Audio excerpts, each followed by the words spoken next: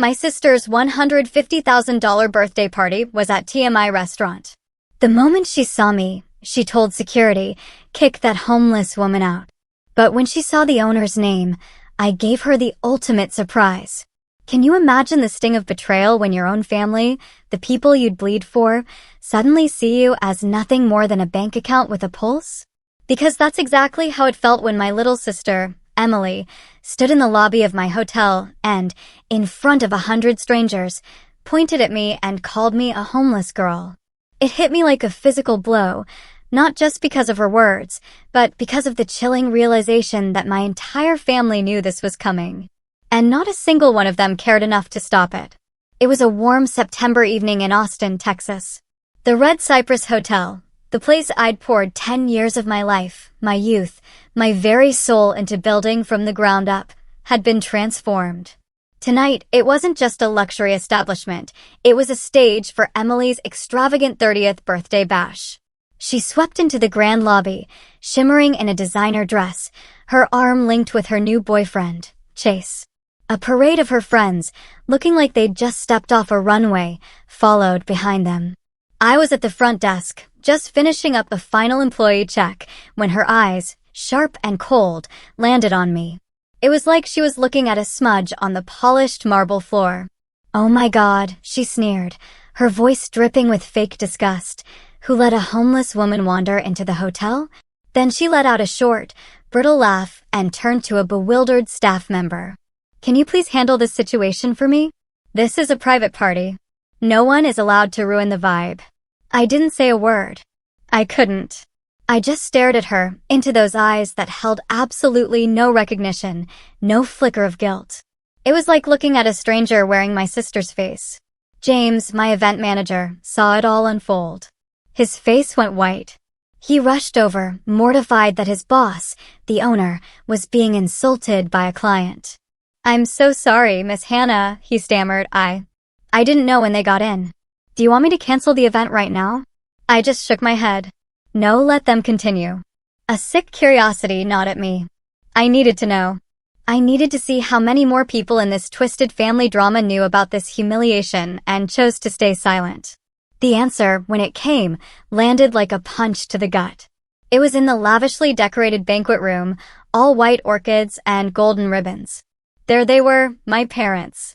My mother, Carol, wore the beautiful dress I'd given her for their anniversary last year, while my father, Charles, chatted animatedly with Chase's family, a glass of wine in his hand. They saw me. They saw me standing there, quietly, in the corner. And they didn't even flinch. No embarrassment. No apology for what had just happened in the lobby. Just a dismissive nod, like I was just another member of the hotel staff. Then, Emily, radiant and smug, stood in the center of the room, raising her champagne glass high. "Thank you everyone for coming," she trilled, her voice echoing. "And especially thank you to my big sister Hannah, who secretly sponsored the entire event tonight." The room erupted in applause. I stood there, utterly numb. Sponsored? I hadn't agreed to pay a single dime for this party.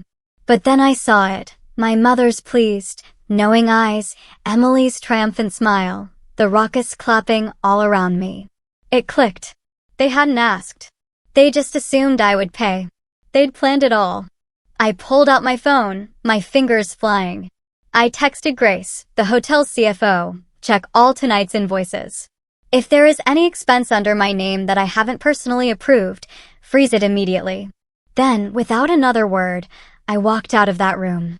No one called after me. No one asked where I was going. And in that hollow, deafening silence, the truth hit me with brutal clarity. I had never truly been family to them. I was just a walking wallet. A blood-tied ATM. 3 days after that public humiliation, I found myself driving to my parents' house in Lakewood, North Austin. I knew the invitation was just a thinly veiled family meeting, a calculated ambush. The 2-story red brick house looked exactly the same as it had since high school, except for one thing. The ancient oak tree in the yard was gone, replaced by a cheap, fake-looking white bench. It felt as fake, as artificial, as the morals of the people inside. My mother, Carol, opened the door. Her smile was stiff, more formal than a bank teller's. "Hannah, you're here. Come in, we've been waiting for you." Before I could even respond, she turned and walked away, treating me like I was just a late food delivery, a minor inconvenience. The dining table was set with painstaking care, the porcelain dishes my mother usually reserved for Christmas or dire emergencies. I took my seat, directly across from my father, Charles. He was meticulously tearing a piece of bread, one small shred at a time, as if that ritual might somehow save him from the conversation that was clearly looming. Emily sat slightly turned, one leg elegantly crossed, in a fitted emerald dress that perfectly showcased the figure she constantly bragged about, as if it were her life's singular, greatest achievement. "You know," Emily began, her voice sugary sweet as she raised her red wine glass to eye level, "I think this 30th birthday should be something on the scale of a reality TV show." I didn't respond. I just met her gaze, waiting, knowing the performance was about to begin. "I've talked to some people in the event planning scene," she continued, completely unfazed by my silence. "There's this amazing rooftop space at the VO Blue Hotel. A straight view of the Pennybacker Bridge. We could have a suspended champagne bar, a live music stage, even a floral fountain." Emily paused, waiting for her words to land, then gave a casual shrug, as if this grand vision was nothing. I glanced at my mother. Nothing. I looked at my father. He was still meticulously tearing his bread, avoiding eye contact. "The estimated cost," Emily continued, pulling a pristine, color-printed sheet from her designer purse, "is around $95,000. But, you know, if we want to go full-on iconic, we'll need at least $110,000, including video production fees." I couldn't hold back anymore. "And you want me to pay for that?" I asked. My voice wasn't loud, but it was sharp, cutting, and it froze the air around us. Emily just raised an eyebrow as if my question was absurd. "I mean, Hannah, you own a hotel. You don't really spend on yourself. You wear black all the time. You drive that old Honda. But me? I'm a content creator. I need to invest in my image. This is a career opportunity." A dry, humorless laugh escaped me. "Oh," I drawled, "I thought it was a birthday." My mom's spoon clattered onto her plate, a sudden, jarring sound that rang out like a warning bell. "Emily's got a point, Hannah," she said, her tone laced with disappointment. "You're in a better position. What's the harm in helping your sister out just this once? I remember you once promised to always take care of the family." I turned to her, my voice low but steady. "Take care of the family, Mom? Or be an unlimited sponsor for meaningless shows?" Finally, my father spoke, his voice placating. "Let's not get too worked up, Hannah. We're just having a calm conversation here." I nodded slowly, a bitter smile playing on my lips. "Calm? You all made plans to spend my money without even asking me. And you call that calm?" Emily let out a little laugh, a sound of someone who knew they were completely backed up. "Oh, come on, don't make it sound like I'm mooching off you. I'm not asking for pocket money. This is an investment. When the party video goes live, I'll tag you, promote your hotel. It's a win-win." "Win for who?" I hissed through clenched teeth, my heart pounding a frantic rhythm in my chest. "I lose $110,000, and you get to be iconic. What a great deal." My mother sighed, a sound I had once mistakenly interpreted as love, but now heard as nothing more than rehearsed disappointment. "Hannah, you're the responsible one. Emily, she's a dreamer. It's not her fault you were born with a more practical head. Sisters helping each other is normal." That sentence sliced through me, sharp and precise. It was a revelation. I wasn't a person to them. I was stability. I was a walking ATM, reliable and always on time, but never, ever allowed to object. I placed my napkin deliberately on the table. "Sisters help each other when it's mutual," I stated, my voice steady despite the tremor inside. "Not when one hands over a bill and says, 'You pay.' If that's what this family calls love, then I'm sorry. I can't live in that definition anymore." Emily's eyebrow arched in disbelief. "You're being serious?" she asked, a flicker of genuine surprise in her eyes. I met her gaze. Dead serious. No one said a word as I pushed back my chair. No one tried to stop me as I walked away from that table, away from them.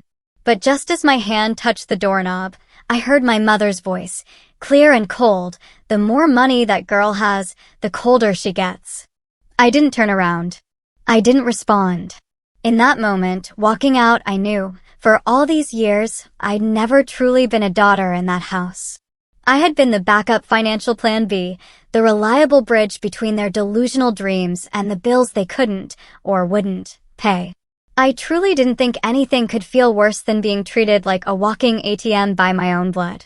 Then, the next morning, I opened Instagram. A notification popped up, Emily. Rose added 3 new stories. My rational brain told me not to look, to scroll past, but my thumb, as if on autopilot, tapped anyway. It was an old, toxic habit I hadn't shaken, like knowing you're about to see something painful, but looking all the same. The first frame, Emily, pristine in a white limousine, parked right outside the swanky Vela Blue Hotel. Her hair perfectly waved, lips a vivid red, raising a champagne glass like a queen on parade. The caption? When your sister drives a 2012 Civic but owns a 5-star hotel. Can someone explain this? Below it, a laughing emoji rolling on the floor. Then the next clip. A shaky video, clearly filmed from a car, my car. It showed me, stepping out of my house, in my old coat, messy ponytail, clutching a document folder. Emily had created a split screen. On one side, me. On the other, her and her friends, preening in a glamorously decorated venue. The caption screamed, "When you invest all your money into land, but forget to invest in your image." I didn't even need to scroll to the comments. What was right there on the screen was already enough to cut deep, to twist the knife. The words scrolled through my mind, though I didn't read them. Asterisk OMG. How can someone be rich and live like that? Stop pretending to be poor girl. Be real. Who'd let her do PR for a hotel? That place is doomed. Asterisk, the only sound I could hear was the deafening roar of blood pounding in my ears. I slowly set my phone down on the table, took a shaky, deep breath, and looked up at the ceiling, as if the answers to my burning questions might be etched there. Why? My mind screamed. Asterisk why, Emily? Why my own sister? Asterisk, I didn't react publicly. No angry reposts, no scathing status updates, no tearful response videos. But something inside me just cracked. It wasn't a loud, dramatic fracture, but a quiet, internal collapse. Heavy, like a stone sinking to the bottom of a well. Grace and my finance assistant texted me at 9 a.m. Did you see Emily's new story? Want me to do something? I typed back one word, no. I opened my laptop, pulled up the quarterly report, tried to bury myself in spreadsheets, but my eyes refused to focus.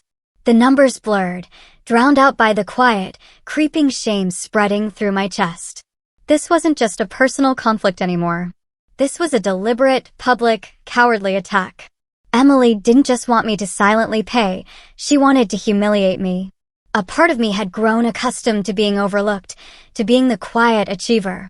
I used to believe that if I just kept my head down and worked hard, eventually my family would see me, truly see me. But this time was different. This time, I realized I wasn't just the victim of neglect anymore. I was the target of calculated disrespect. That night, I sat alone in my kitchen, the warm yellow light from the overhead lamp casting long shadows on the oak table. My house wasn't big, wasn't glamorous, but it was mine. It was the tangible result of every sleepless night, every single dollar I'd painstakingly saved, back when I was working night shifts as a front desk clerk. I stared at a photo on the wall, a younger me, a younger Emily, smiling wide, melting popsicles in our hands. I didn't take it down. I just stared. And in that heavy silence, I started writing. Not a revenge plan. Not a hit list. Just a list of questions. One line. Did they ever love me, or just love what I could offer? Then a second. If I lost everything, who would still stay? I didn't have the answers yet. But for the first time, I felt an undeniable need to start asking. The very next morning, I sent my first message in months to my attorney. I need a full review of all personal assets, I typed. Make sure no one has signing authority on my behalf. Urgent. This wasn't just an emotional reaction anymore. This was calculated preparation. I used to think family was sacred, an untouchable bond. But now I understood. Some relationships, if left unchecked, will quietly consume you, erode you from the inside out. And I was damn sure I wouldn't let that happen to me again. I was deep in a meeting with the operations team on the 3rd floor of the Red Cypress Hotel when Grace, my assistant, gently knocked and peeked in. "Hannah, you have a visitor." I glanced at the clock, 3:14 p.m. I hadn't scheduled a thing. "Who is it?" I asked. "Mrs. Carroll," Grace whispered, her eyes wide. "She won't wait in the lobby." My throat instantly went dry. "Send her in," I said, my voice sharp, like a military order. Firmer than necessary, maybe, but I knew Grace understood. She nodded, a flicker of something knowing in her eyes, and disappeared behind the door. Less than a minute later, my mother strode into that corporate meeting room as if it were her own living room. Long beige coat, oversized Coach purse looped over her arm, and a perfectly made-up face that, even then, couldn't quite hide the calculating glint in her eyes. "Your girl Grace is very polite," she announced, placing her bag on the chair across from me. Then she pulled out a small plastic container. "I brought your favorite banana bread. Still the same recipe with a touch of cinnamon. Good for digestion." I didn't touch the container. I didn't smile. "What brings you here, Mom?" I asked, my tone flat, devoid of any warmth. She pulled a thick, cream-colored envelope from her purse and slid it across the table between us. It felt like a summons. "Emily's documents," she said lightly, as if we were discussing the weather. "I thought you should look over them." I opened the envelope. Inside were 3 glossy, color-printed A4 pages, stamped by an event planning company called Valeria Events. At the top, in a fancy, flowing font, it proudly declared, "Emily's 30th birthday celebration." Halfway down the second page, one line stood out in bold, highlighted with a garish pink marker, "Primary sponsor, Hannah Blake, $112,500. Confirmed." My eyes snapped up from the paper. "Confirmed?" I asked, my voice barely a whisper, laced with disbelief. "Who exactly confirmed this?" Carol didn't flinch. Not even a flicker. "Emily can't afford that event," she stated, as if it were a simple fact. "You know that your father and we're on retirement income now. You're the only one who can help." "Help," I repeated, my voice catching in my throat, a bitter laugh escaping. "You're forcing me to pay over $100,000 so my sister can show off online, helping?" She smoothed the edge of her coat, utterly unperturbed. "Don't be dramatic, Hannah. No one's forcing anything. We just believed you understood your responsibility." Responsibility. The word tasted like ash in my mouth. I pushed the papers aside, no longer bothering to hide my simmering fury. "Why is it always me?" I demanded. "Emily has hands, a brain, thousands of followers. Why can't she take care of it herself?" My mother sighed, that familiar, condescending sound she used when a child was being difficult. "You're the successful one, Hannah," she said, her voice soft, manipulative. "The stable one. The eldest. Just this once, let Emily have her moment. You've always been backstage, supporting everyone. What's so different now?" I stood up, unable to stay cornered at that table any longer. "What's different?" I shot back, my voice rising. No one asked if I agreed. No one asked how I felt. You all just made plans and sent me the bill. Don't you think that's unfair? "It's not unfair," she replied, still seated, her voice infuriatingly calm, almost to the point of insult. "It's necessary. Because you're reliable. People count on you, Hannah. You should be proud of that." I just stared at her. It was like she was speaking a language I no longer understood. Not angry, not even bitter anymore. Just a strange, cold realization washing over me. I was never truly loved. I was just used. I picked up the container of banana bread, walked to the fridge behind me, and shoved it deep into the freezer. "What are you doing?" she asked, startled. "The freezer," I said quietly, my voice flat. "Where things that numb feelings belong." Then I turned back, met her eyes, and delivered my ultimatum. "I'm not signing anything. I'm not paying a dime. No plans will be executed without my explicit approval." She stood up, her eyes flashing with a mix of disbelief and anger. You've become so hard, Hannah. I simply nodded. Thank you for noticing. I continued, my voice steady. You can give Valeria Events my lawyer's contact if they need to talk. Otherwise, don't come here with more plans. I am not a walking wallet, ready to be plundered at your convenience. She stared at me for a few seconds, her perfectly made-up face crumbling, then turned and walked out. No goodbye. No words. Just the lingering scent of her heavy perfume and the phantom weight of a birthday budget I never agreed to. I stood in the quiet room, sunlight slanting through the window, illuminating those garish documents on the table.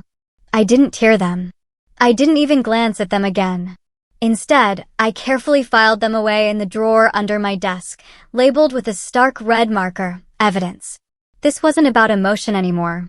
It wasn't about feelings. This was business. And I was going to treat it like one. Wednesday morning, I was reviewing a rooftop maintenance report for Red Cypress when Grace appeared at my office door. This time, no knock, no hesitation. In her hand was a thick manila envelope. Express delivery from Verity Planning Group, she said flatly, placing it on my desk as if it were a ticking bomb. I looked up at her and Grace offered a slight, knowing smirk. Xander. Assistant to Chase, Emily's fiancé. Label says urgent. Hannah Blake, personal and financial. I didn't need to open it to know exactly what fresh hell awaited me. But I did anyway. Inside was an official booking contract for the Aria Sky Lounge, a luxury rooftop venue notorious for its extravagant events and sky-high price tags. The cover had a gold-embossed logo, thick paper stock, and a faint whiff of expensive perfume, one that certainly didn't belong to anyone who understood the value of $1. I flipped directly to page 5 under Financial Guarantor. There it was, Hannah Blake, sister of the celebrant. Signature required by November 3rd. And in the fine print, in italics, asterisk if the primary party fails to make payment, the financial guarantor will assume full legal responsibility. Asterisk, a dry, humorless laugh escaped me. No call. No explanation. Not even a courtesy question. Just a contract thrown in my face, with the brazen expectation that I'd sign it, like some Pavlovian reflex. Grace waited. I said nothing. Instead, I calmly slid the entire packet into the drawer beneath my desk, shoved it closed with a decisive thud, and locked it with a key. I'm not signing, I stated. I figured, Grace said with a faint smirk. Want me to shred it? I shook my head. No. Leave it. Label it, Financial Abuse, Step 1. I opened my laptop and created a new folder. Emily, Legal Evidence. Inside, I added subfolders, unauthorized emails and contracts, defamatory and personal attack stories, staff witness statements, event-related. I fed the contract through the scanner beside my desk, placing each page with the precision of logging a criminal case. My hands were steady. I didn't blink. I wasn't that daughter crying in her room anymore, stung by being called ungrateful. I wasn't the older sister gritting her teeth and quietly paying up because the family was struggling. I was the CEO of a nearly $8 million business. And for the first time in my life, I was handling family like I would handle a high-risk business partner. That afternoon, I sent a short, concise email to the hotel's legal team. Subject: Deny all unverified personal submissions. Message: We do not accept any contracts, agreements, or financial proposals submitted by third parties on behalf of Hannah Blake, unless expressly confirmed in writing with verified documentation by Hannah Blake. All other requests are to be denied and forwarded directly to legal. Hannah B. I didn't email Emily.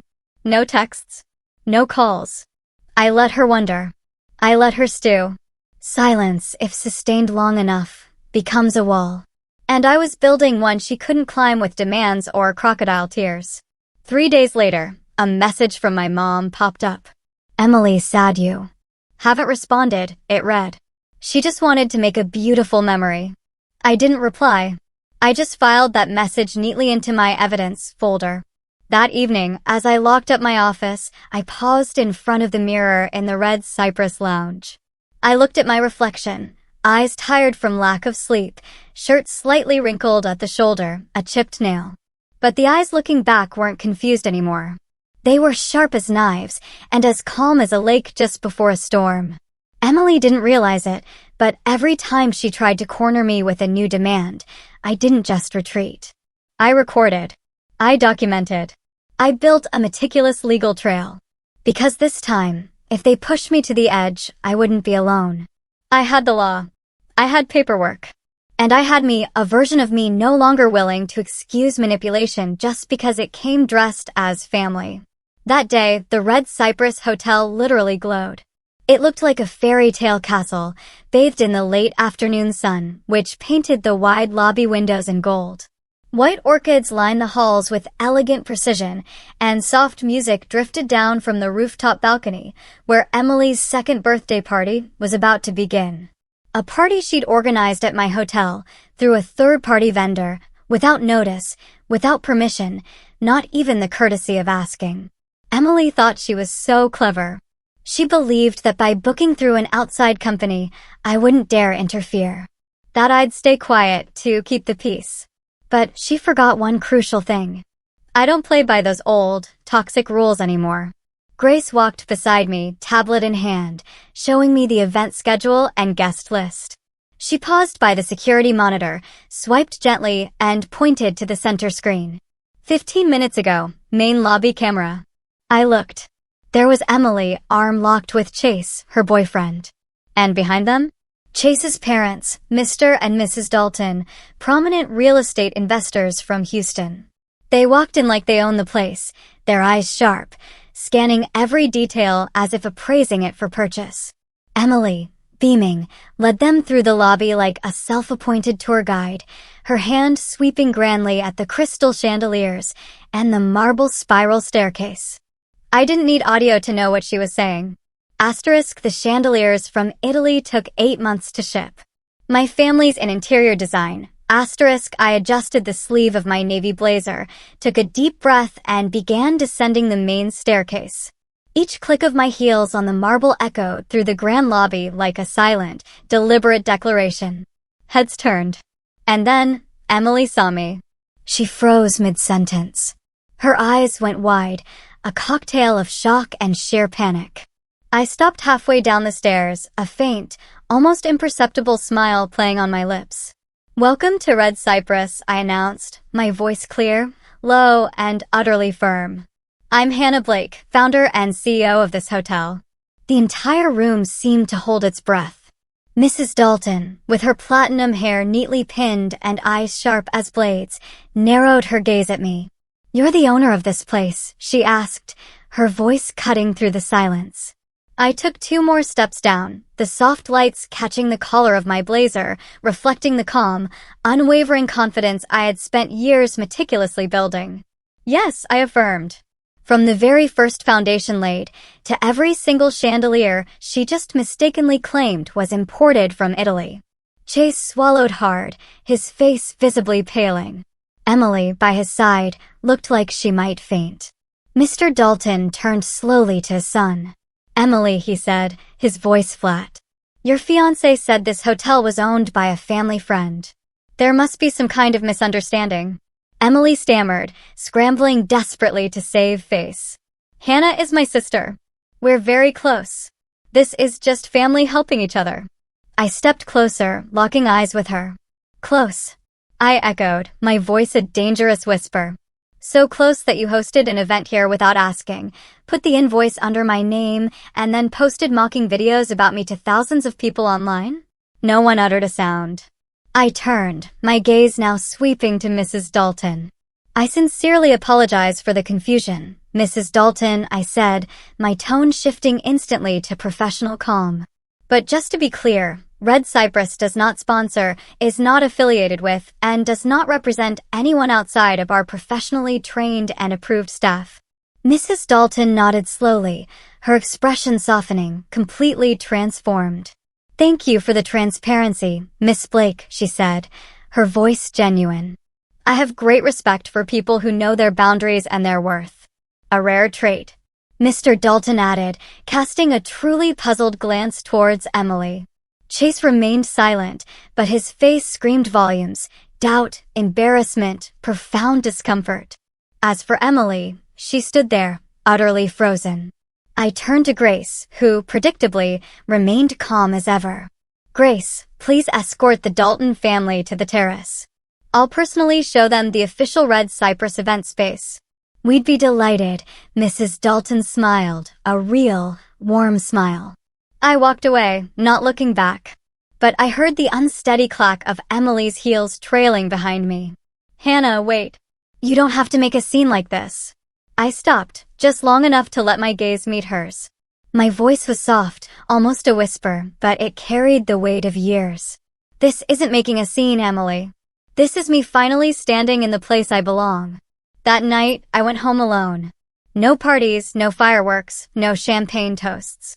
Just me, my small kitchen, the warm yellow light, and a silence that felt profoundly different this time. Not heavy, not hollow, but the silence of closure. I was making myself a cup of tea when my phone rang. The name flashing on the screen made me pause. "Dad, Charles Blake." I let it ring 3 times before finally picking up. "I'm here," I said, my voice neutral. "Hey there, princess," he said, his voice forced, laced with an uncomfortable awkwardness. "I'm sure you know why I'm calling." I said nothing. I let him flounder. He cleared his throat. "About what happened this afternoon. It's just that, maybe you reacted a little too strongly." I frowned. "Too strongly?" "Well, it was Emily's birthday. Her birthday week. Everyone's tense. No need to blow things out of proportion." I sat down, my tea still untouched in my hand. "Were you there, Dad?" I asked quietly. "I was watching from afar," he admitted. "Emily got a bit carried away, sure, but she's still family." "No, Dad," I countered, my voice firm. "That's not family. That's a group of blood relatives who keep dumping everything on one person and calling it duty." There was a heavy silence on the other end of the line for a few seconds. Then he spoke again. "I just want peace in the family, Hannah. No fights. Things should be resolved peacefully." I let out a small, cold laugh. "Peacefully? You call me being publicly insulted peace? You call Emily hijacking my hotel, making up lies, and trying to force me to guarantee a contract no big deal." "She's young," he insisted, a familiar excuse. "She doesn't think as far ahead as you do." "No, Dad," I corrected him, my patience wearing thin. "She's not young. She's 30. She made a choice. And you, Mom, everyone, you all chose to stay silent." His voice softened then, a tactic I knew well. "I'm sorry if you felt abandoned, but I hope this doesn't mean you'll push the family away." I stood up, a profound wave of quiet exhaustion washing over me. "No one's pushing anyone, Dad," I said, my voice tired but resolute. "I'm just stepping back. I'm tired. Tired of holding everything together.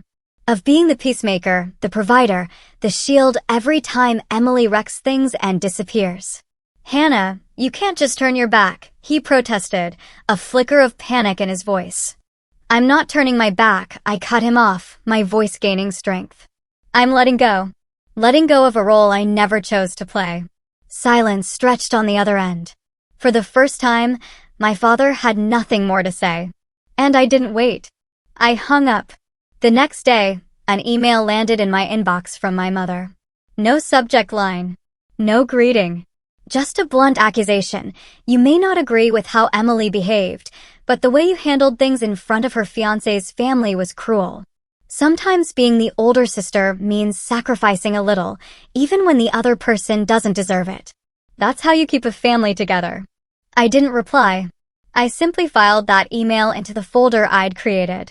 This one was labeled, Emotional Manipulation, Phase 2. That evening, I found myself driving past the old childhood house at the end of Magnolia Street.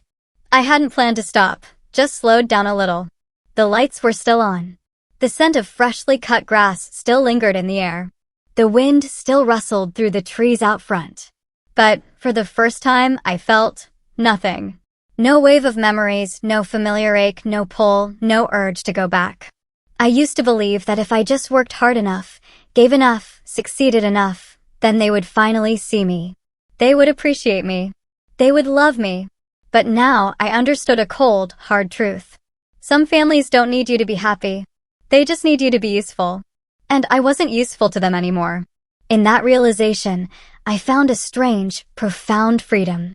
2 weeks after the Emily earthquake, my life settled into a quiet rhythm. But it wasn't sad.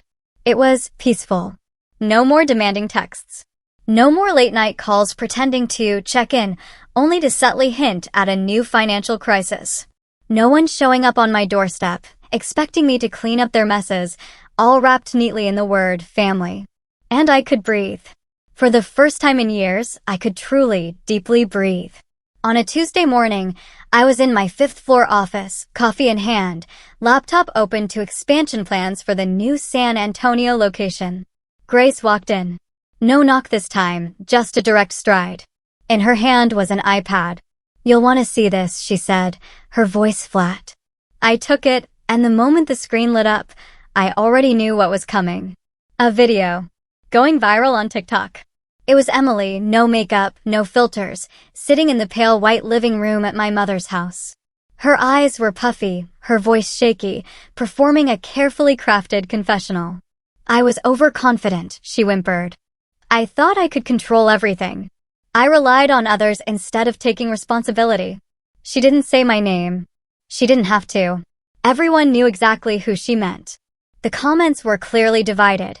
One side was sympathetic, feeding into her pity party. The other side? They were calling her out, dissecting her crocodile tears. Asterisk, weren't you the one mocking your sister on social media? Thought being an influencer meant no consequences in real life? Hannah is the real woman to admire here. Asterisk, I didn't feel vindicated. I didn't feel pity. I just felt light. Like I'd finally set down a backpack full of heavy stones I'd been carrying for years. Not because someone finally helped me carry it, but because I chose to let it go. Just a few days after that, the media team's report landed on my desk. It showed a 17% increase in bookings and event inquiries at Red Cypress compared to the previous month. Several new partners, including representatives from the Dalton family, had sent proposals for long-term collaborations. One of them had even included a handwritten note. We were impressed not just by the quality of service, but by the calm confidence and personal integrity of Miss Hannah Blake. People like her make a real difference in this industry. I read that line over and over again. Not because I needed the validation, but because, for the first time, I was seen for who I really was. Not through the distorted lens of duty, sacrifice, or expectation. Just me. And my true worth. One night, I drove through the West End. Not to see anyone, just to reflect. My old place, that tiny apartment I'd rented when I first started Red Cypress, was now a bustling bakery. I smiled softly, then kept driving. No stopping for nostalgia. No lingering regret. I don't need anyone to say sorry anymore. I don't need a handwritten letter from my mother, full of hollow promises. I don't need Emily crying and apologizing, because I've learned something profound. Something that took my entire youth, my entire adult life, to truly understand. Peace doesn't come from someone else's remorse. It comes from the moment you choose to treat yourself like someone who matters. I used to be that girl who tried to please everyone, tried not to disappoint anyone, who carried every burden on her shoulders simply because I was the oldest. But in the end, it was my silence that fed their disregard. It was my unconditional kindness that became a convenient stepping stone for others to walk all over me. Not anymore. Now I know how to say no. Without explanation. Without apology. I still love my family in my own way. But I love myself more. And that's not selfish. That's awakening. That weekend, I sat on my porch, a glass of wine in hand, watching the Texas sunset paint the sky a fiery red. No one called. No one texted. Just the gentle whisper of the wind and the profound sound of my own soul exhaling in peace. I didn't win by getting revenge. I won by stepping out of the same old, toxic cycle, in steady shoes, with unshakable belief. And I knew, from that moment on, my life was no longer an extension of anyone else's. It was mine. Period. This whole journey, my story, is a powerful reminder that not every family is a safe place, especially when you're only seen as a tool, a means to an end. I learned that silence isn't love. Sometimes, it's the trap that swallows your kindness whole. It was only when I stopped desperately seeking validation from those who didn't deserve it that I truly stepped into my own life. In real life, peace doesn't magically appear with overdue apologies. It arrives the moment you set boundaries and bravely choose to value yourself, your worth, above all else. So, what do you think about the choices I made? Have you ever found yourself in a similar situation, stretching yourself too thin for family, only to feel like you were losing yourself in the process? I'd really love to hear your thoughts. Share your stories and perspectives in the comments below, and don't forget to hit that subscribe button for more deeply moving, real-life stories like mine.